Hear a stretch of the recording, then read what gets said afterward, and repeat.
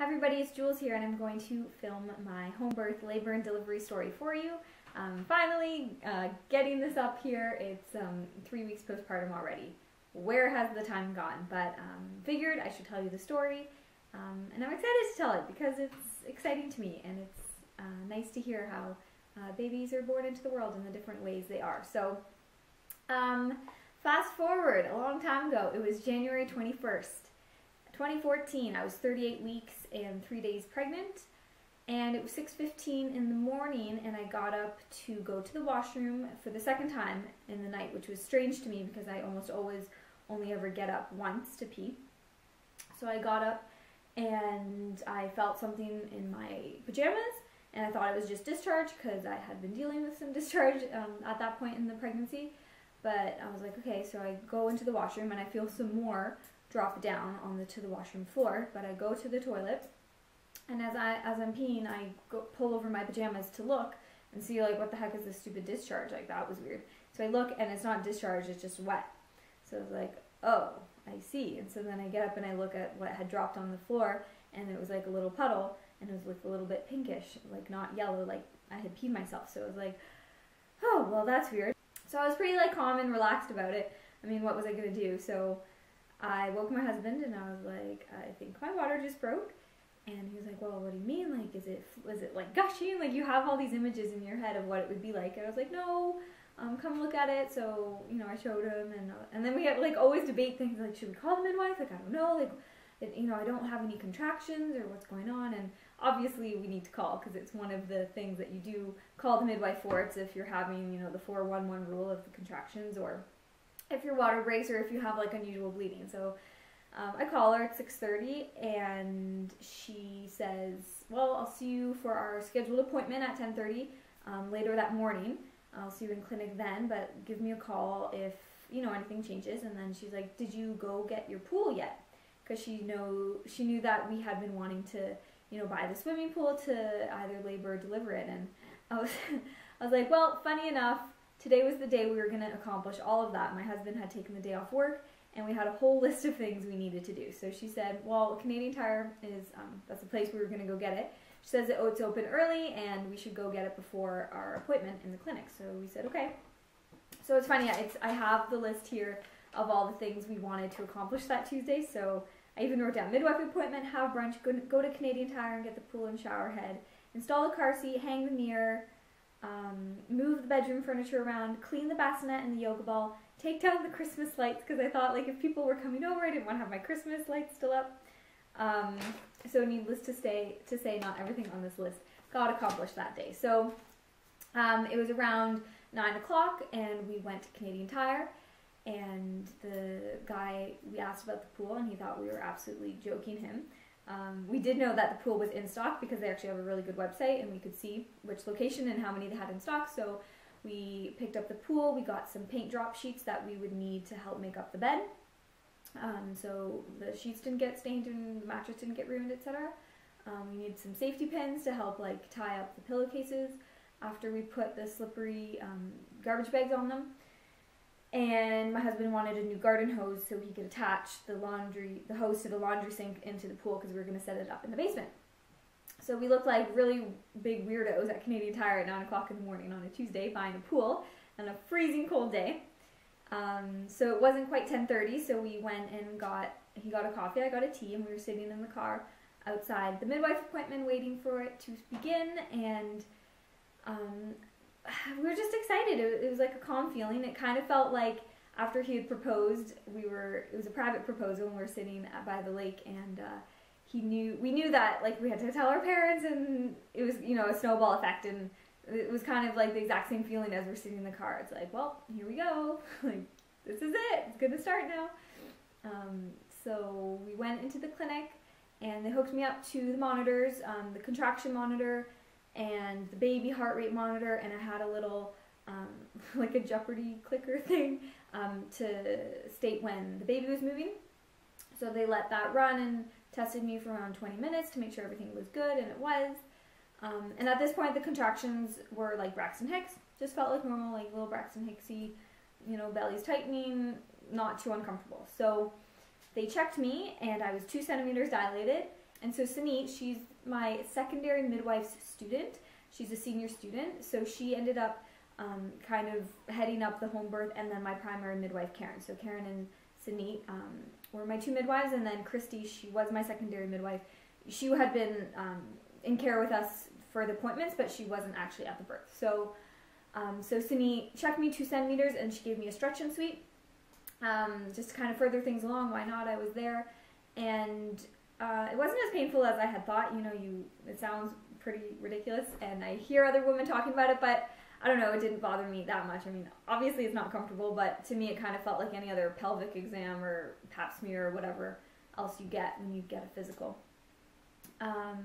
So this was funny. So before I left the house, I put in a pad, because what I didn't know is that after your water breaks, the amniotic fluid still kind of drips, because it's always like replenishing itself, because I don't know, in my head it's always like, oh, my water broke, there's no water. But no, it's dripping, and I don't know why I didn't use like the big pads, the Kotex pads that I needed. I just used like a thin kind of always one, and it like leaked right through, of course.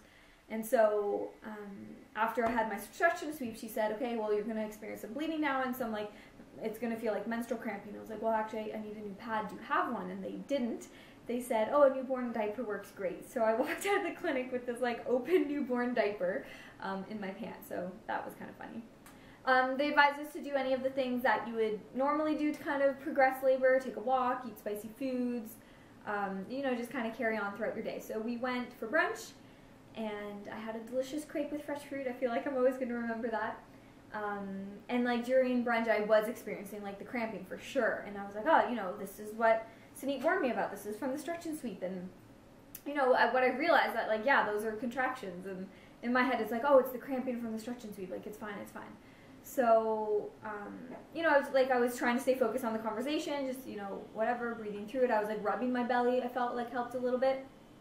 Next we went to the mall. We had to go to Target. I decided I would get more of those big pads that I would need for later. I think I had purchased a small bag, but I figured I would just get like a bigger one. And I needed some Benadryl because Sanit's allergic to cats, and we had Todd here, so I felt bad about that. So at Target, we kind of took our time, went to the baby aisle and the toy aisle, and we're walking around, and at certain points, like, the cramping and the intensity got worse. And I'd say, like, babe, I can slow down a minute, I need a second, and just kind of, you know, breathe through it, then kept going. So we get home, and it must be around 1:30 at this point, 1 o'clock, 1:30. My husband starts tackling the list. He goes to install the car seat, and then he goes to the basement to get working on this pool. I go upstairs with a heating pad, like a magic bag, because it was like period cramps. Oh, I'm going to put a bag on my cramps. And crawl into bed with the heating pad and a book. And it's this book that I actually wanted to tell you guys about. It was called Birthing from Within. And I was thinking, like, oh my god, I didn't even get to the chapters about, like, labor and delivery yet. Like, how? I don't even know, like, what's going on? And, like, this is all in my head, because I actually was pretty calm. But I was like, I need to read this book right now. This is the best way to get through, you know, early labor. So I'm in bed, and I'm reading, and like a contraction would come, and I had to stop, and then another one would come, and I had to stop, and I was like, okay, maybe I should start timing these just to kind of see. And then next thing I know, like, I can't even read a page of the book without needing to stop and time a contraction. So I was like, hey, like, this is, you know, this isn't feeling too comfortable. Like, reading is pointless right now. Let's go see what my husband's up to. So I went downstairs, and I was kind of like, babe, I think maybe, can you time these contractions? Like, I think they're kind of, I was like, I don't know if I'm doing a good job. Like, I can't focus. And I had, like, my phone and my watch, and I was like, no, can you just do it for me? So the yoga ball is down there, and he's sitting at the pool trying to time the contractions, and we start writing them down, and it's cute because it's all in this same book that I had done the pregnancy updates in. So apparently at 2:46 we started writing down the contractions finally, and he would know how long they were. I would just kind of tell him, and then what I was doing. So I was on the yoga ball for a while, and then apparently at 3:16 we went upstairs, and this is at the point where things started to get blurry. Like, my interpretation of the day and how it went from now is so different from my husband's, and then later filling in the gaps of the story from, like, what the midwife said. So I ended up upstairs. Apparently I was in the bed, then I was in the bathroom, and then the Swiss ball, or the yoga ball, or whatever you call it, was in the bathroom with us. And I just remember leaning on the counter, so it was, like, really beneficial for me to keep my back really flat. hips up in the air. If I was on the bed, it'd be like a child's pose position, but with my bum and hips up in the air. And so these contractions felt like, for me, like oh, the cramp is gonna come, it's gonna hurt. So like there was a rise and fall, like an obvious dip.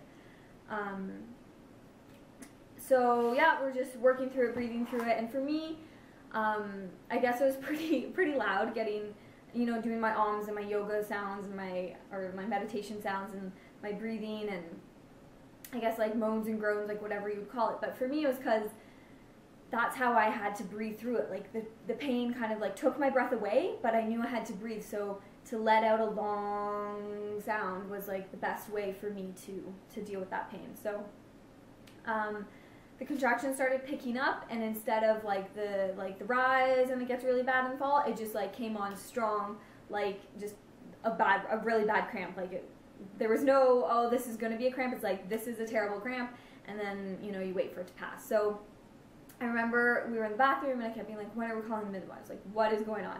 Actually, I also remember, so once we got home from brunch, I updated the list of things we had to do. And one of them was cancel the yoga reservations because I was supposed to go to yoga class that night. I was so excited. But I remember I was in like pretty active labor, and I was like, I told my husband, I was like, you have to go get the laptop and sign online and cancel the yoga reservations. And so I made him do that at one point, so that's funny.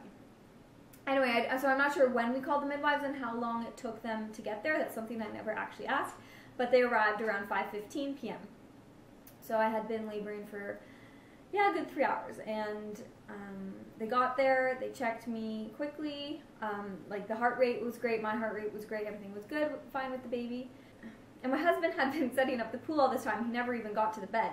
So so Karen and my husband set up the bed with the drop sheets, the painting drop sheets, and everything. So when that was ready, they checked me, Sunit checked me, and I was 9.5 centimeters dilated and 60% effaced. So we were ready to go. So I think we actually probably waited a little too long to call the midwives, but all's well that ends well, and it turned out fine. So I was on the bed and you know, working through the last of these contractions, and then all of a sudden I was having the urge to push already. It felt like not much time had passed since the midwives got there. I don't actually know how long it was, but they had to call down to my husband. They're like, never mind with the pool, like she's starting to push, you better just come up here. So he had like filled the pool this much with water, and he had to stop that whole project, come upstairs and to support me. So during all this time, like I was comforted by his presence. Like obviously I knew he was there, he was timing my contractions, and it was great, but the whole experience was very internal and very personal, and like I didn't need him, and like I actually didn't even really want him to like touch me or massage me. Like I thought these were all things that I would take comfort from when I thought about my labor and delivery, but it was all me, and I just was doing what I had to do. So my underwear never made it back on. People asked me this, like, were you just naked? And I was like, yep, because after she had checked me, like, why was I going to put anything back on? And my shirt was already off because, well, first of all, I wanted to have the skin-on-skin right when he was born, so I wasn't going to be wearing anything. But also, I was getting super hot during contractions. Like, some of them, there was a point in labor I was, like, super shivery and my legs were shaking and, like, get really cold. But as soon as the contraction came, I was so hot, so I, like, wasn't wearing anything. Couldn't deal with that. So I'm on the bed and had the urge to push, and I think I was still in, like, kind of child's pose. Like, my head was down, but my butt was in the air, kind of like a cat stretch thing. And then Karen pulls out this wooden stool, and she was like, do you want to try the birthing stool? Like, the gravity might help, you know, bring the head down. I was like, okay, fine. So climb up on the stool. So it's like it's like low to the ground. It's wooden, and it kind of looks like a toilet seat, and it's like open in the front, so you know they're able to see and have access or do whatever they need to do. So I'm sitting on this stool at the foot of my bed, and I'm kind of leaning back up against my bed. We don't have a footboard. We don't have a footboard at that point. So I'm like leaning, or I can like, you know, pull forward to push if I need to. So during all this time, Sunit's giving me the perineal support with olive oil that I had to provide in my home birth kit to make sure I don't tear. And so I can feel her doing that. And you know, it's like so much intensity anyway. Like, what am I going to be like, stop doing that, it hurts. But But like I do remember like actually feeling her, like her hands versus the pain of like the internal pain of the baby, if that makes sense. So that's kind of funny and interesting to reflect on later. So one thing that I'll state of this time, so I guess it took like almost 2 hours of pushing to kind of like progress the head down and down and down, and I remember feeling not frustrated like, oh, what the hell, but just like, really, like it takes this long, and knowing that like every time the head would come down, like it does go back up a little bit once you stop pushing, and then it comes down further and then back up a little bit, and like that's just the push and pull nature of it. Of course, this is my first baby, so my pelvis had to open and all of that. So I remember just being like, wow, like the head's not even crowning yet, like this isn't crowning, what is this then? But what I will say is that the periods of rest between contractions were just so amazing, and I remember feeling actually nothing, just no pain, nothing during these moments of rest. My body just felt completely relaxed. I had no thoughts in my brain, and I was actually kind of focusing on what the midwives and my husband were saying, because for most of the time I was just completely tuned out. My eyes were closed, like it just I wasn't in their world, I was in my own. Anyway, so I remember they had said something and I found it funny, and so I was smiling for whatever reason, and they look at me and they're like, she's smiling, and someone was like, she looks completely angelic, and my husband's like, what are you thinking about? And I was like, nothing, like absolutely nothing, like I don't know, so in the moment.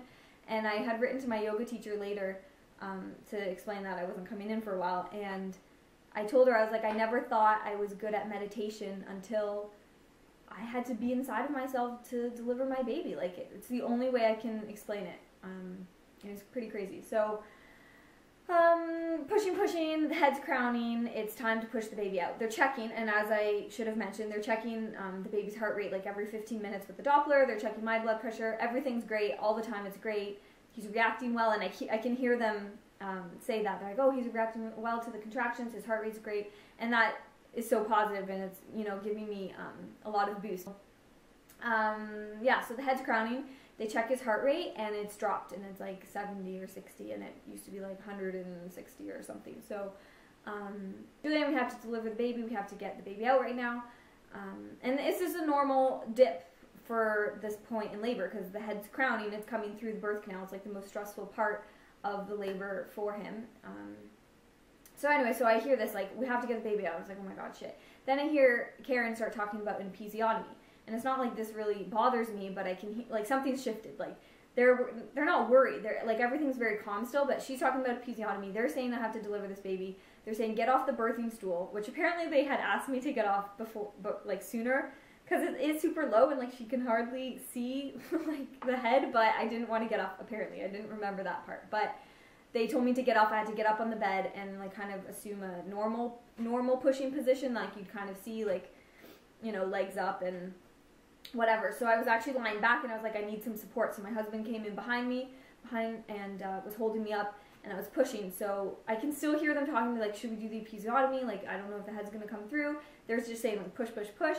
I'm pushing. In my head, I'm like, this is so ineffective. Like, I don't know what's happening right now. Like I'm not even delivering this baby right now. But next thing I know, the baby's out and he's on my chest, and it's a boy, and it was our baby Peter. So that was crazy. That was a crazy, crazy moment. So it was 8:15 p.m. He made it out on January 21st. So my husband and I, when we were discussing the day, we're like, oh, there's no way he's going to be born before midnight. Like, he's going to be a January 22nd baby. And we had been talking about that. But no, Peter was ready to come out before then. So it was 8:15, and it was so excited. It was a crazy moment. I can't even explain it.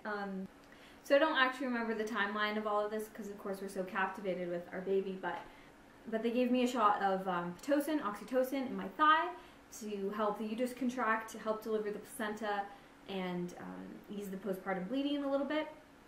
The baby's like screaming and wailing. It's like, you know, we want to comfort it, but we're just so overwhelmed. It's amazing. So I don't think the placenta took very long to deliver. It didn't seem difficult. I pushed a couple times, and then she kind of pulled on the umbilical cord, and it came out, and they caught it in a bowl, which they showed us later, which was amazing. They call it the tree of life, just like the veins coming and spreading open, and they could see like where the water had, like the sac had broken earlier, like the rupture. And amazing, incredible. And then they put it in the Ziploc bags for me, put it in the fridge because I call her the placenta lady, which I guess doesn't sound very nice, but the lady was coming to pick it up to do the encapsulation for me. Anyway, and then they were taking a look, and they thought I would have a 3rd-degree tear. And I can hear them kind of discussing it, and I'm like, whatever, do what you need to do. And they're kind of taking their time, seeing I'm so swollen.